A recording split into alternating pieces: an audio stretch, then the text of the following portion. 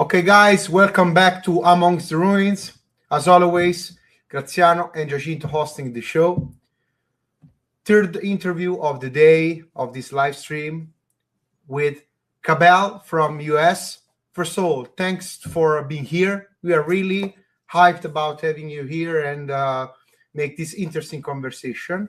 And as always, before let Giacinto make the first question, I just want to give you free space to say what the project is and how it started and why you basically started to be interested in Dungeon Synth first, I think, and after it playing with your own project. Yeah. So my first introduction to what I would recognize as Dungeon Synth, and of course everyone kind of has a little bit of a different idea of what Dungeon Synth is, especially since it's kind of changed so much over time. So my introduction was through summoning. I had heard Soul Wandering off of Minas Morgul, and I just never been the same since. I just found it so fascinating that they would combine like this ambient fantasy, dark fantasy sound, and then it leads into black metal. And I just thought, whoa, that's really cool. And the fact that it was fantasy themed, Tolkien themed in particular, was what caught my attention initially, because I was really into fantasy stuff. I still am, obviously. But it wasn't until much later that I decided to try my hand at it. I had been sitting around. I have a lot of time because I'm currently unemployed.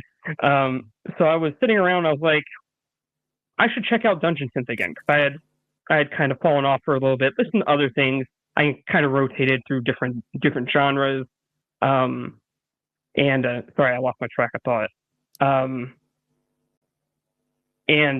Eventually, I kind of just came back to it. I was like, well, what's out there right now? I listened to a couple of newer at the time, to me at least, projects called like Aerithright Throne and Doom Wizard, and a couple of other ones that I can't remember off the top of my head at the current moment. And I was like, well, maybe I could do this. And I had never really thought about. I had like initial thoughts early on in my life about trying music, but it never just really materialized at all. Eventually, I just kind of was like, well, okay, I can work in MIDI notes probably. Why don't I just grab a MIDI controller and just kind of see what I can do. Worst comes to worst, I'm out $40, and and it just turns into nothing, and I just have fun with it. So meanwhile, during this time, I had started talking to some newer artists, like Christopher from a project called Gorgon's Altar. And, I had been listening to some of his stuff for a while, and I was really, what really drew me to him was his artwork, particularly. He does all of his own artwork. And again, if you ever get a chance to check out Gorgon's Altar, he's wild. He's different than what you would expect from Dungeon Synth, but he's really good. And I had been talking to him a little bit because I was actually asking if I could use some of his art for my D&D campaign, because I didn't have really any art, and I didn't really think about making my own art at the time. So I was, talking to him privately, and I bought a MIDI controller, and I just started plugging away at it. And I was like, hey, would you mind giving me some feedback on, this and that, and, what can I do to make this better? What do you think about this? And it just kind of escalated from there. In fact, from there, he encouraged me to reach out to a small label owner called DM. He works through Dungeon Squid Productions, and he encouraged me to send it over to him to see how he felt about it. And he seemed to like what I had made, and maybe not even a few weeks later, maybe like one or two, I had done about 45 minutes worth of music, whatever the quality might be. I'll leave that up to whoever listens to it. it really encouraged me to keep going. Without those two in particular, Christopher and Diem, I probably would have just and just moved on. Because I just didn't really think that anyone would even bother listening to my music in the first place. So yeah, because again, I don't really have a music background. I think the one time I actually tried something was making an agrotech song. I don't know if you're familiar with agrotech at all, but it's kind of like a electro industrial. It's very like fast and heavy, aggressive, and that's pretty much the extent of my music before then. It was like I was just I took a bunch of samples, put it together, and put it into like very like generic agrotech beat, and that was it. But yeah, that's kind of how I got started. And then what has it been? It's been almost 2, maybe going on 3 years. I haven't stopped. Okay, cool. So interesting story. One of the few artists that we interviewed that was before linked to role-play games and later to Dungeon Synth. Usually in this interview, as you can tell from the previous one, the things went in parallel, not one before each other. So maybe it's an interesting topic that we can go in the next question. But for now, I just want to leave my words to my partner in crime here, Giacinto, with the next question. Giacinto, your mic is muted, so you can... Okay, perfect. Bye. Yes. So you mentioned Gorgon Alter, Dungeon Squid Records. I'm very curious. Dungeon Squid Productions. I'm very curious about the USA scene. I would like to understand from your words how many waves actually do you have in your scene, starting from older projects like Sombre, Arcane. Right now, at which very fresh wave are you arrived in your country? I'm sorry. Can you repeat that? I think the question you were asking kind of got lost in that for me. Yeah. You mentioned the Gorgon Alter, Dungeon Squid Productions. From the outside, I would like to understand in the United States, at which point did you arrive with Dungeon Synth? Because there were older projects such as Sombre, Arcane, many years ago. So right now, do you have a new wave coming up in the United States? It definitely feels like it. It's hard to I would imagine it's hard to kind of like gauge where one wave ends and where a new wave begins.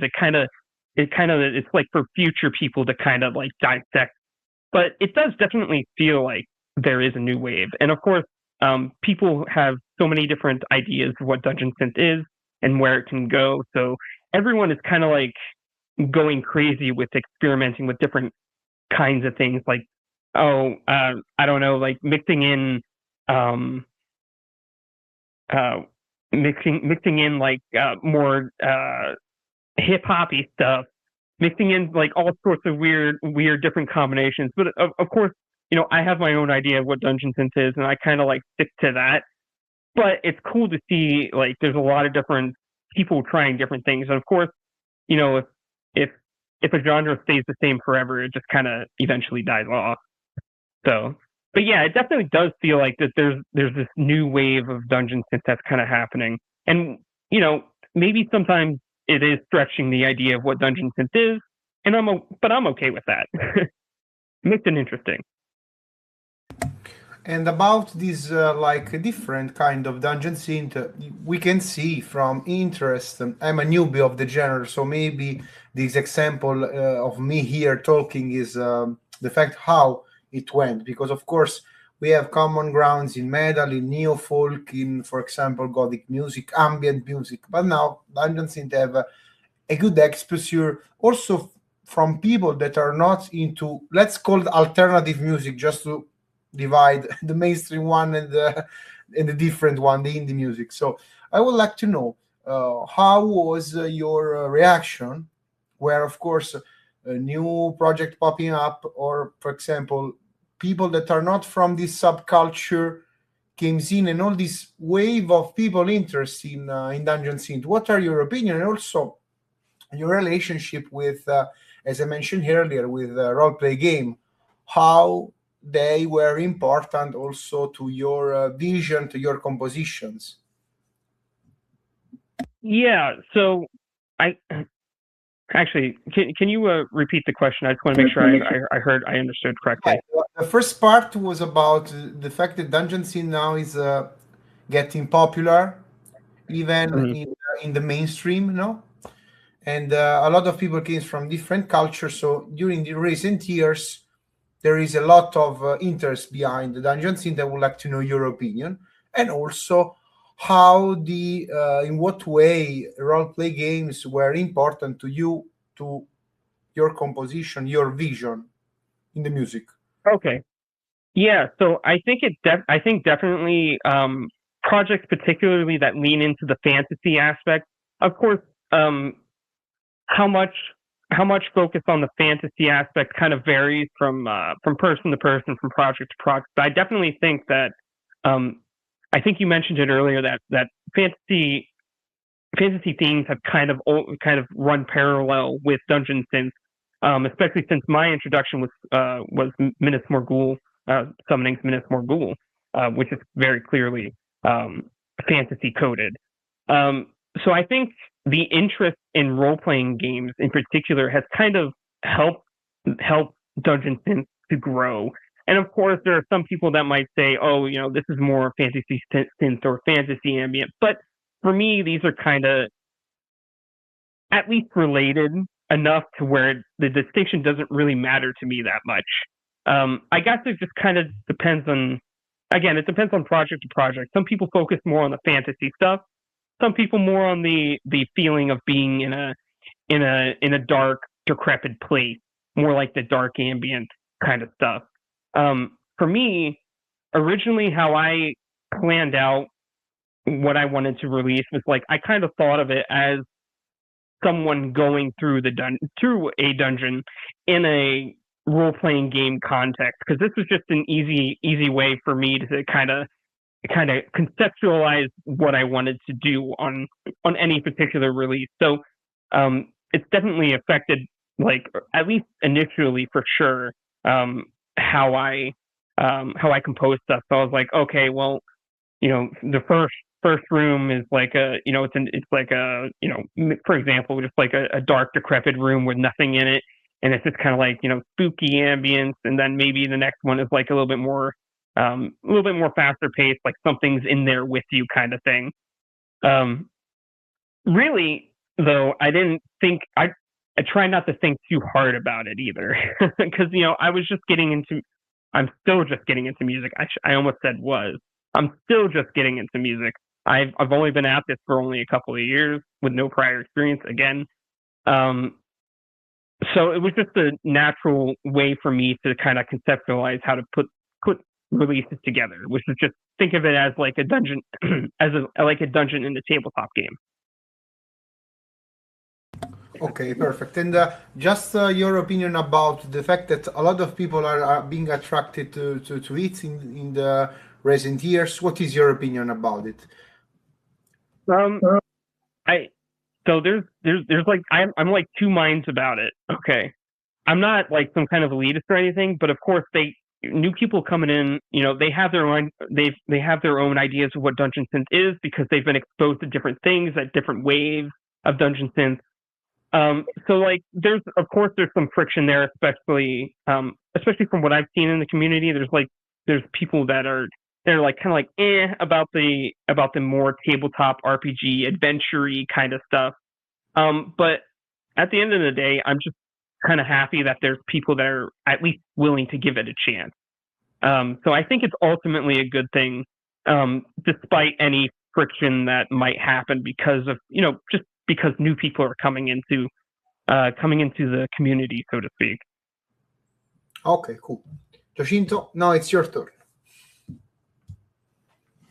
Yes. Let's talk about the live gigs, the festivals. In the United States, there are many evenings going on. There are some festivals, even outdoor festivals recently. There are gigs into going on in different places, such as churches or pubs or art galleries, music shops. So, what do you prefer? How do you like most to enjoy Dungeon Synth? Where there is the best place to, in your opinion, to enjoy that music? Which place could it be? So like In a what live, kind of venue? yeah, Or in a are you live talking about setting. live? Yeah, in a live setting, it kind of depends. It kind of really depends on the project. Like something more folky, for example, might be best enjoyed like in like an outside venue, maybe in like a field or something like that. But I'm pretty much open to going to any venue really.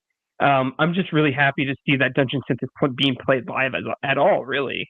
Especially since it's still a pretty small genre compared to other things. Like I'd imagine that there are probably um, more like other kinds of indie shows rather than Dungeon Synth. But again, as you mentioned, in recent years, especially here in the United States, it's kind of started popping off a little bit. There's festivals that kind of pop up, big and small. There's a couple of big ones, especially up in Great Lakes is usually the biggest one. I'm pretty sure. Great Lakes Dungeon Siege is the I think it's the biggest festival here in the United States. But there are a bunch of other small ones, and of course there are local shows. Like here in my state of Florida, for example, 2 years ago you would have probably never have heard of a Dungeon Synth show anywhere in this state, except maybe if Mortis is visiting and he's actually doing his Dungeon Synth stuff. That's probably about it. Fast forward a couple years later, and we've already had two bigger festivals, and now we're starting to have smaller shows here locally in Florida. So that's really cool, I think. Speaking about your local area, how was the expectation, but also the feedback after these first shows? So how people reacted about this new kind of, let's say, new kind of music being played? Because of course, maybe they're coming from other genres. So how was the experience in local shows in Florida? It seems like it generated a lot of interest because the first Florida Dungeon Fest, there were quite a few people there, and a lot of them seemed to really vibe with the fantasy aspect of the genre, for example. And then the next dungeon, the next Florida Dungeon Fest, which I have the shirt right here. Yeah, there was a lot more people than I expected. I think it might have been at least double what it was the previous year, and it was a 2-night festival too. So you imagine there would be some bleed off between both nights, but the second night was actually more. There was more people there the second night than there was the first night, and I thought that was pretty cool. But yeah, it was actually really. Everyone seemed to be really vibing with it. So as long as there are people there to enjoy it, it's a win for me in my book, at least.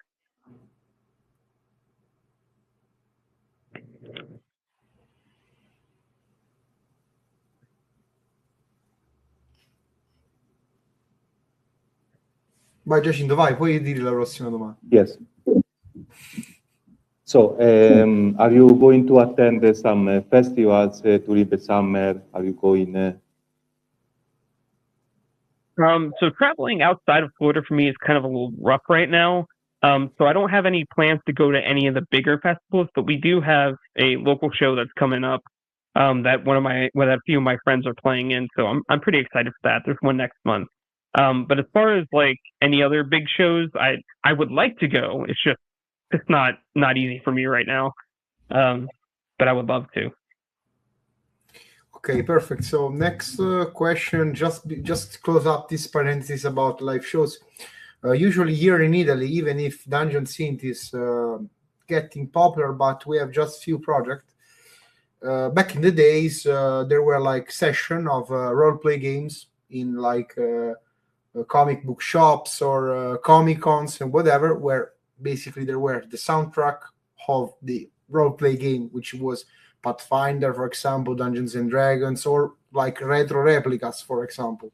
So just to ask you your opinion about this kind of gig, if it would have be the perfect stage of your project of Cabell, and if you have to run your imagination to set up the perfect place to play your music, which place will be? So imagine also with your fantasy.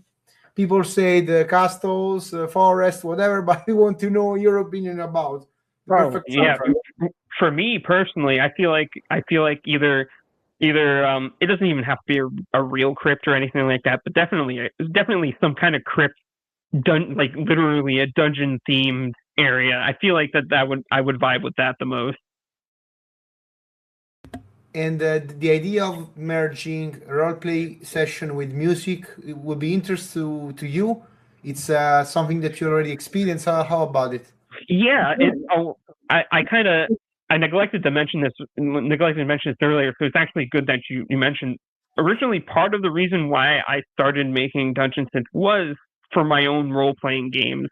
I would run D&D regularly, and I was already using Dungeon Synth as like music for my role-playing game. So it's kind of like part of the reason why I decided to start making my own, because I wanted to use it. And then even though that didn't quite work out, because I ended up being more interested in making Dungeon Synth than I am running Dungeons and Dragons, for example.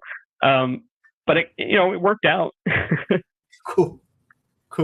Giacinto, So what about I you? have one question. I saw that you also love to do some drawings, handmade drawings, and Oh yeah. you also use those drawings for your cover arts. Tell us a bit more about those drawings, how much are connected with the mood of your music. It definitely. So usually I'll start making music because I'm doing it as like a just something for me to do personally, something to keep me busy and as like an emotional release for whatever reason, for many reasons, some that I can't even like describe off the top of my head. But the cover art usually comes in parallel with the music. So like I'll start making music, and then in my mind something that kind of represents what I'm trying to express kind of comes up alongside of it. Sometimes it's a little. Sometimes the music is more done than the cover art. Sometimes it's the cover art is already something in mind, but generally it's kind of like in tandem with each other. Again, I like to use a lot of like castles and towers and stuff because they look imposing, and that's kind of the vibe I'm going for. It's like imposing, dark places that seem interesting, but you wouldn't actually want to go to, kind of thing. Or maybe you would, depending on what kind of person you are. Okay. So another question that we make in parallel with other guys we had in this second episode of Amongst Ruins about the influence of video games, basically. So a lot of people here tell us about how video games, OST, or ambient music in video games, whatever, influenced their composition. To you, video games and their music were important for your influences, and if you have also, since you started to compose dungeon synth without any musical like background, what music do you listen before your experience with Cabell in the dungeon synth world? Yeah, so I guess can you just repeat the question one more time? I just want to make sure I understood it right. Video games, music inspiration, and video games, and also what music you were able to listen before starting to make music. Yeah, so older video game music definitely kind of gives off a dungeon synth vibe. It's not dungeon synth, of course, because but a lot of the tools are similar to how because it's just what was available at the time. Similar tools were available to both people who were making video game music, especially like early like I love a lot of the like 90s ish video game soundtrack. A lot of it is like on like what would now be older like 80s keyboards and synthesizers, and of course I'm very much inspired by it, though I'm hesitated to claim inspiration in particular, only because I don't really have like any particular like video game OST in mind when I'm making music or anything, but there's like a jumble of different things. One in particular kind of pops up in my head very often is the Elder Scrolls Daggerfall soundtrack. None of my music really sounds like it, but it definitely inspires me, particularly the shop theme, because it just need to listen to it. You would need to listen to it to understand. As to the second question, what was the second question again? Your music inspiration before this word. So basically, if you are like background, I don't know. You mentioned. Okay, so like my history with music is that what you're asking for? Like music I would listen to throughout my life, that sort of thing. Basically, for example, I started to listen to hard rock later than punk. Metal. Yeah, it's your journey. So the word that I missed was the journey. I grew up as a new metal and pop punk kid. So I would listen to stuff like Sum 41, and of course I would listen to stuff like Korn and System of a Down. But I basically listened to whatever my family was listening to at the time. I grew up a lot around like heavy metal and stuff like Black Sabbath, Metallica, Slayer, that sort of thing. So I never really developed my own taste in music until later in life, but this was always like stuff I listened to, and I was like, oh yeah, I like that. But I never really developed my own taste independent of other people until much later in life. And eventually I made my way to power metal. And of course, again, fantasy themed, Blind Guardian is my favorite power metal band. So I listened to that for a long time. I was in power metal for a long time. I actually saw, I got the chance to see Blind Guardian in Tampa a long time ago. I think it was for the album before their current album that they put out however long ago. It's been a minute since I was never the kind of person to keep up like intimately with like bands and stuff like that. So, everything's kind of like jumbled mess in my head when it comes to that sort of thing. But eventually I was like, I want to listen to something more aggressive, something more darker. So eventually I made my way to black metal, particularly atmospheric black metal. I love that stuff. I love stuff with an atmosphere, and you can see where this is going, because eventually I was like, in tandem with listening to atmospheric black metal, I would listen to dark ambient. And so again, I shifted again from dark ambient to dungeon synth, and I just never been the same since. Yeah, since seems that ambient with black metal and later dungeon synth was something that is related, because of course, yeah, it definitely does, especially because they share a lot of the themes, even the fantasy stuff. They share some of that all together. Yeah. Yeah. basically black metal was the, even in other genres like neo folk was one of the trade unions. So for example, you have a similar story to mine, basically listening. So it's great to have this shift. But how I love how different each project are in the dungeon synth world, because they have different influences. So I would like to know, before passing my word to Giacinto, I would like to know your composition process. I know it's difficult to explain, but just to have differences between the other project we interviewed. So how was your basically composition process? How you came up with the new songs? Tell us about this part that maybe it's interesting to people like me that are musicians, want to know more about the whole situation of making music in this case.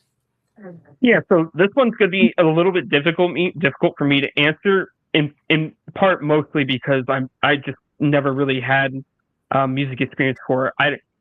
If you were to show me like traditional notation for music, it would just look like forbidden text that I shouldn't be looking at, and it would make my head hurt. So that's just a long way to say. It's a long way to say. I kind of just bumbled through it as much as I could. I was just like, okay, sitting at my keyboard, and I was like, oh, that sounds cool. Okay, let me loop that a few times. Now, why don't I play something over it, and then just keep going until I can't think of any more ideas. So essentially, I just try to keep it very simple. Like I'll start with simple, maybe 2 or 3 notes or something like that, or maybe just a long drawn out pad that's just strings or something, and then just play something over it and just see if I can find a way to, almost like a puzzle where I'm trying to fit things together, except I'm making my own pieces almost. I don't know if that really answers your question, but again, I'm just not really that knowledgeable in music in general.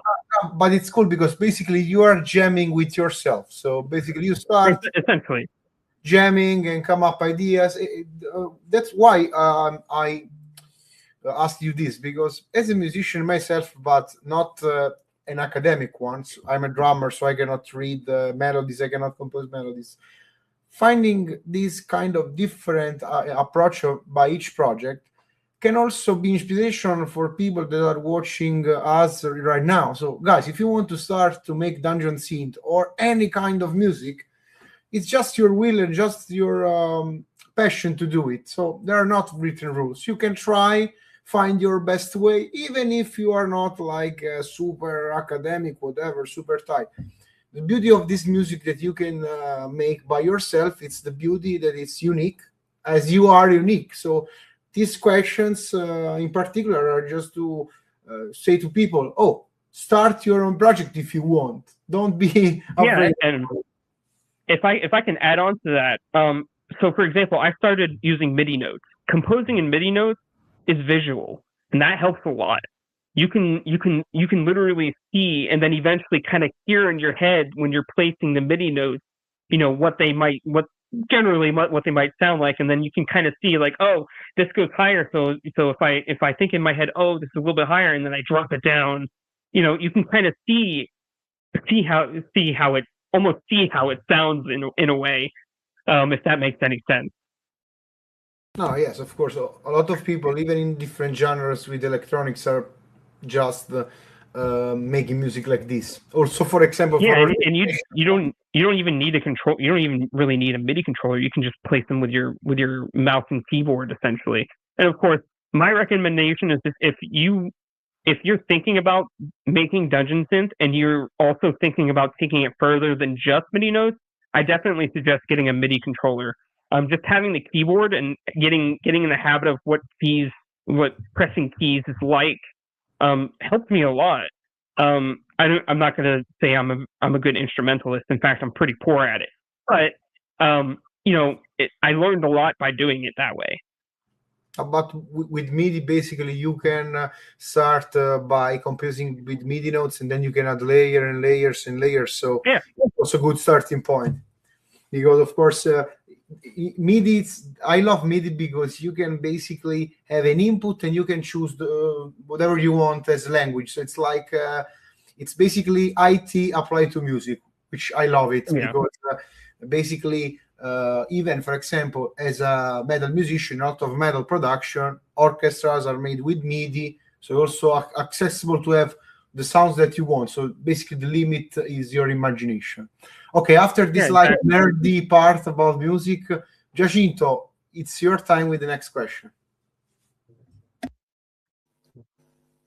Okay, me, I'm improvising, and I wanted to push your imagination.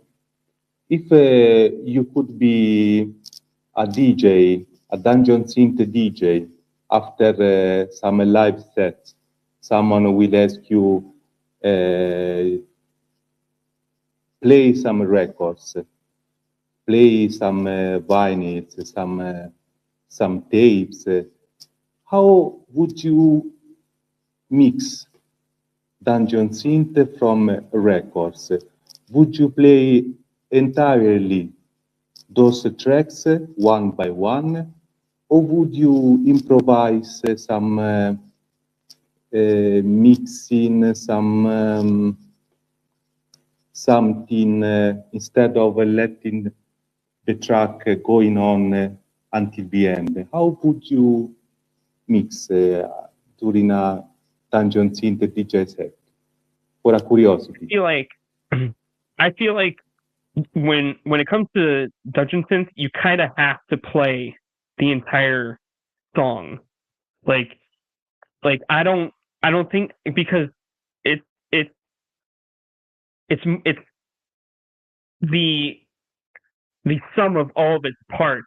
If you mess with it and don't let it play all the way through, you're missing what the artist is trying to convey. I feel like you're missing something. So I would literally just play it one song after the other. I just feel like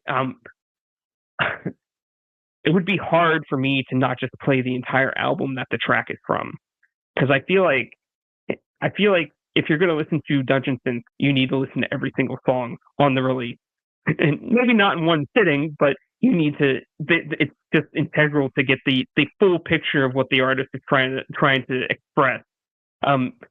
So that's just me. That, and I just don't know much about DJing or anything like that. So it's just kind of like, that's just the easiest solution. Is just play it all anyway. Hopefully that answers your question. No. You answered the question, because Giacinto have DJ background, so basically he loves when people have different approach. But Giacinto also mentioned about physical media, tapes, vinyls, and whatever. So I would like to know your opinion about it, since of course we are into the digital world. So the impact of physical media nowadays for Dungeon Synth. We saw that CDs are not popular in the genre, so we would like to know your opinion about using vinyls, cassettes, whatever, and how is important, in your opinion, physical media in this genre? Yeah, so physical media is definitely important. Less so unless you're very into like audio stuff. It's more, whether this is a good or bad thing, physical media has kind of become more of like for collecting particular projects that you enjoy, for example, or just one you want to support. I think most people generally just stream the music nowadays. There are of course people that listen to their tapes and their vinyls and their CDs. But I think mostly it's just a way for someone to have like a physical, something that they can hold in their hands while also supporting that artist. Because of streaming, there's not a lot of money in. There's never a lot of money in Dungeon Set to begin with. But talking about money is kind of dirty anyway. But don't talk about it. This is a long way of me saying support your artist, buy their stuff. And what about merchandise? I came from, you and me came from a metal culture, punk culture, rock culture. Merchandise is important. So you think that also merchandise is kind of collectible, or like sign of being here, I'm part of it. What do you think about it? Yeah, I definitely kind of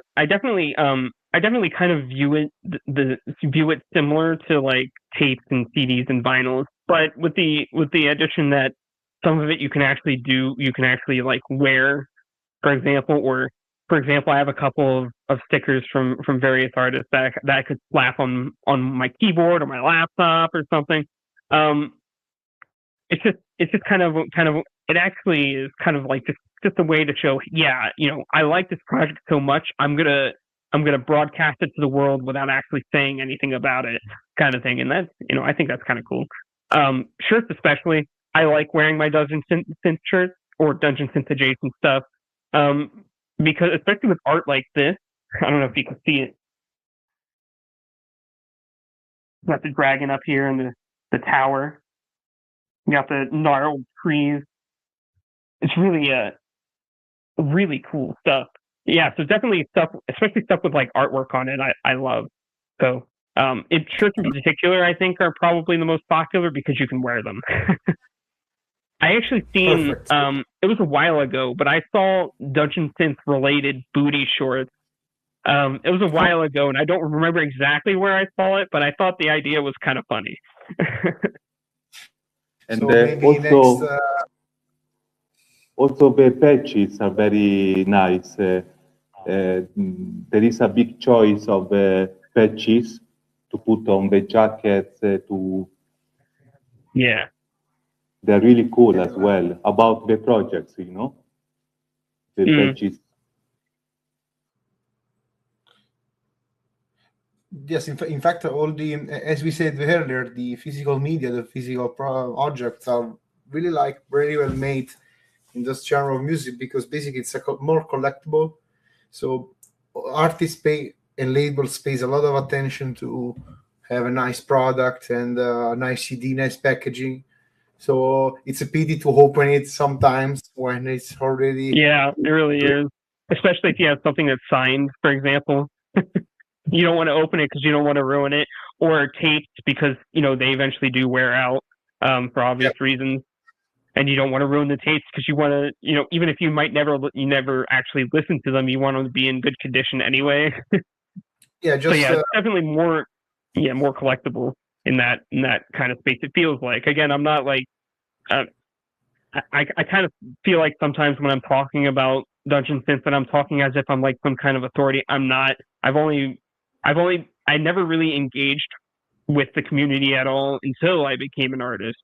So yeah, I've always been kind of like, I was like this with all music, really. It was just like, I was just kind of like, oh, I'm just here to enjoy the music. I don't really care about anything else. I might purchase a CD or something every now and again, but I've always kept it like at arm's length, just, as an art form. But of course, as an artist, you kind of have to talk to other artists, and you kind of get ingrained in the community a little bit more, and you just, we're all just vibing, really.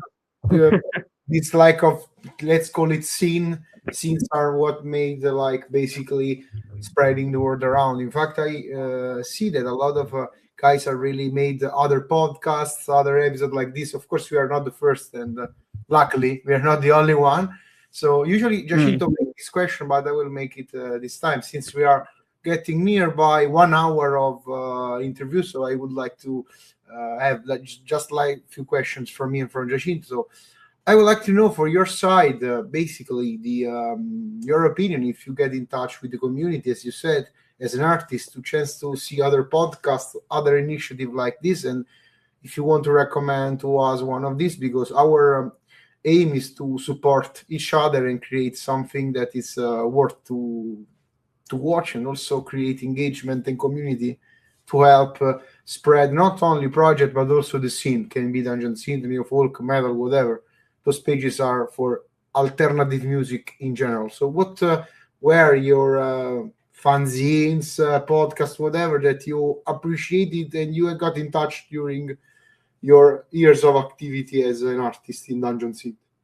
Yeah, so me personally, I haven't, like, this is actually this is actually my first interview about my music. So again, I'm still very new to this. There are like a ton of other zines out there. I can't name them and name any of them off the top of my head. There's just so many small ones, particularly small ones. There used to be something I think it was like literally called the Dungeon Synth zine. I think they've since stopped for one reason or another. So they kind of just pop up and disappear sometimes. So I guess I just don't really have an answer for that one. It's not. It also just might be I'm not. There's some that I'm just not aware of. Like sometimes artists will put out their own little zine to go with something. Like there's a newer artist called Void Mage. He's a friend of mine. Okay. He released with his tape a zine to come with it, which I thought was kind of cool, and it was like filled with like a whole bunch of stuff. I haven't gotten a chance to look through it all, but yeah, I think it's really cool. So like again, a lot of people in the scene are very creative with what they do and how they release things. Like again, releasing I think Witchbolt actually, yeah, recently he released with one of his tapes. I think he also released with it a book, an alchemy book to go with it, like for his fantasy world stuff. Like he had like a fantasy alchemy book with like recipes and stuff, which I thought was pretty cool. Yeah. In fact, as soon as you had the chance to see in person the zine with the tape that you mentioned earlier, please, of course, send us some material even to Giacinto so we can put in the description everything. So in case people want to engage with those people, we want to create something that is basically not a database, but just to people exchange, like the metal culture during the 80s. So the trading, like tape trading, but in a digital era. So this is our intention, and we are really honored that actually your first interview is with us. So it's a little award from our side.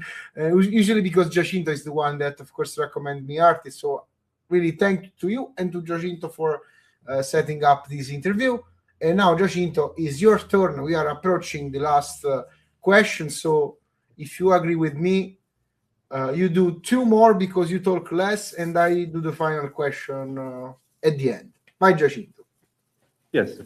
Do you have some parallel projects as well? I do. I've kind of set some of them aside. Some of them are obvious, some not so obvious. There's one that's a secret, so that one. Maybe I'll tell you privately about that one. I have one called Under Constant Suppression. It's like kind of like meant to be like a post-martial industrial kind of mix of stuff, just keyboard noises that are meant to sound like oppressive and militant almost, which is on a separate Bandcamp page. Again, Under Constant Suppression. There is a tape over on Dungeon Squid Productions, which is the full release. On the Bandcamp, it's just a small, I think it's like 15-minute demo of like the first couple of songs. The rest you would have to purchase the tape for. That's kind of the idea of what I was going for. I do have a couple more that are on my main Bandcamp page, which probably I should move them to a new separate one so it's easier to find.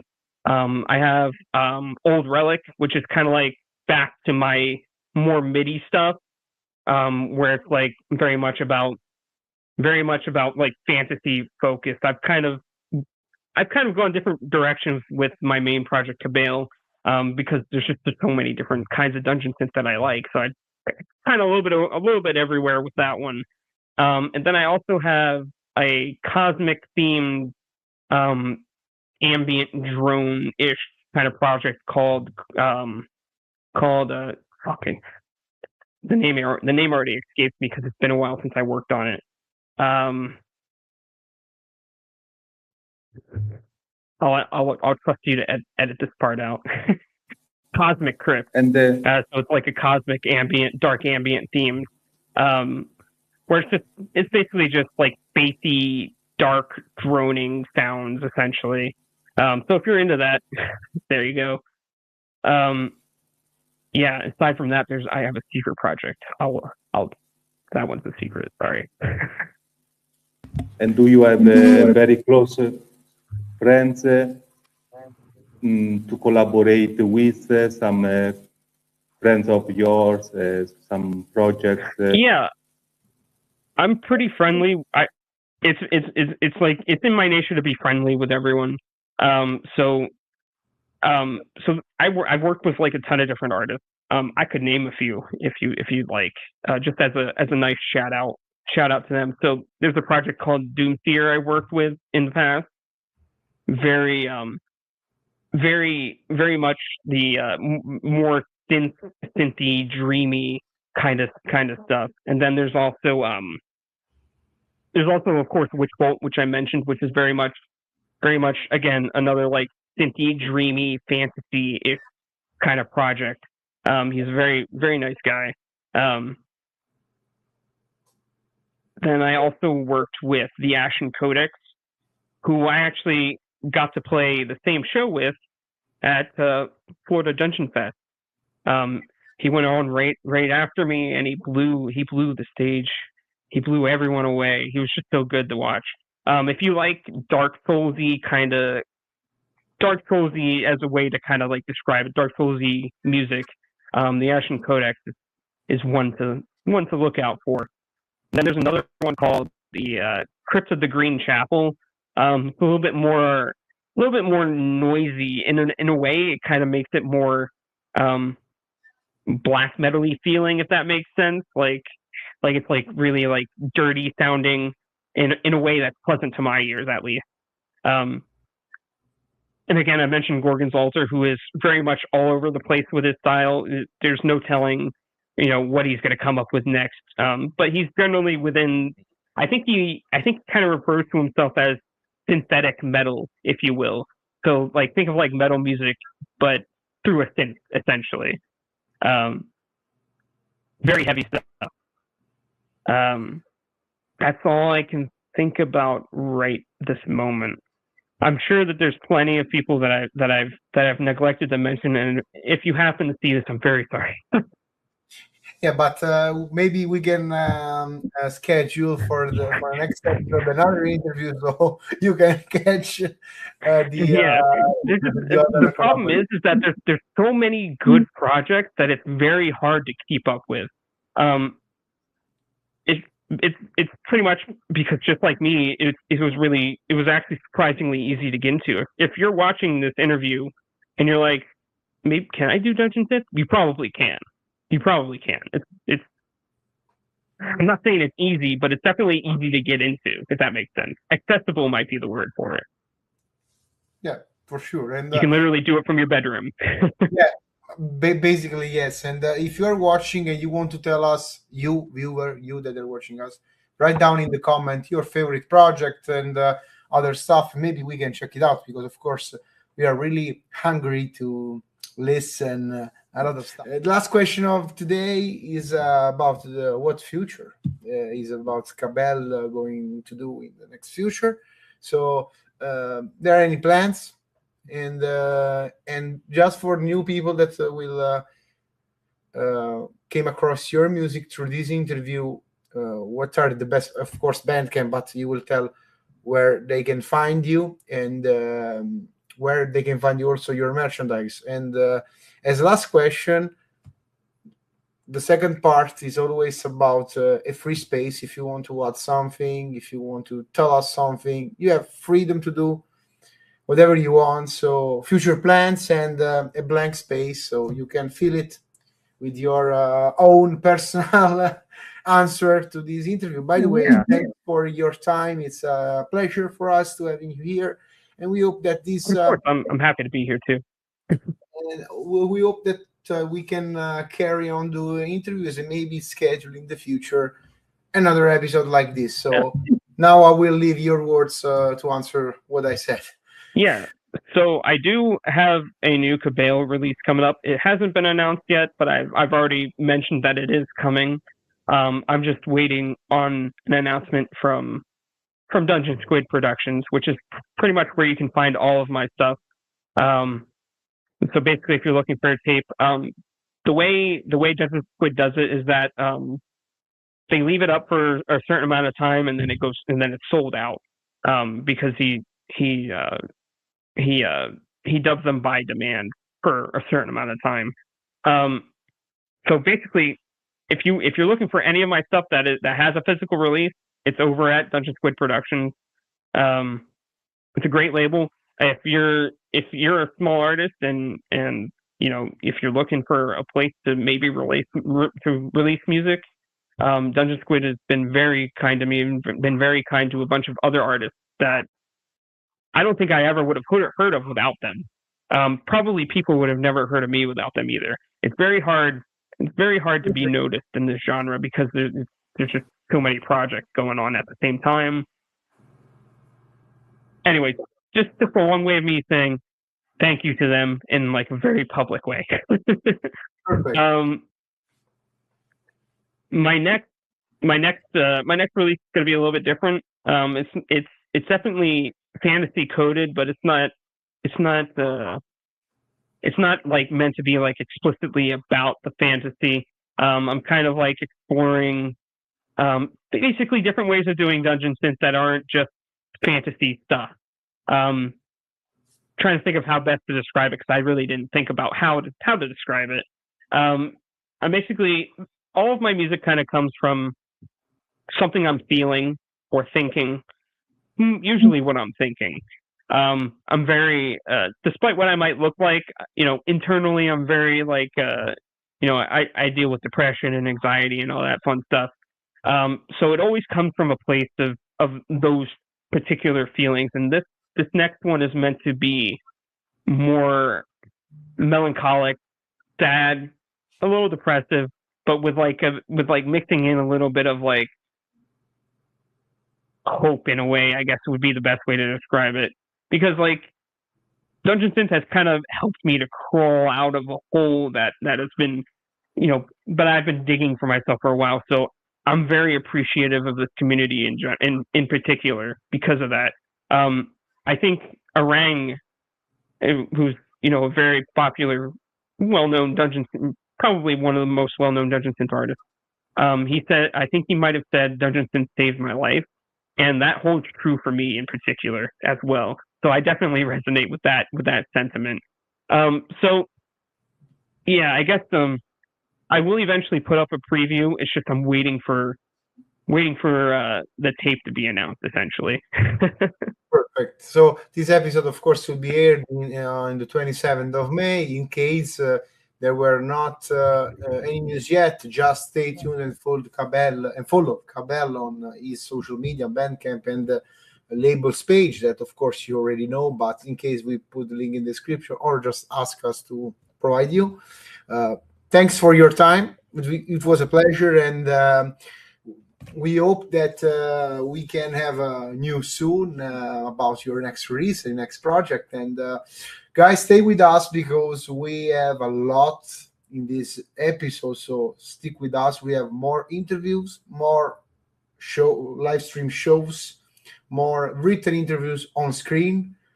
People from US, Italy, Argentina gathered together in this Amongst the Ruins episode. So stay with us and see you later. Bye.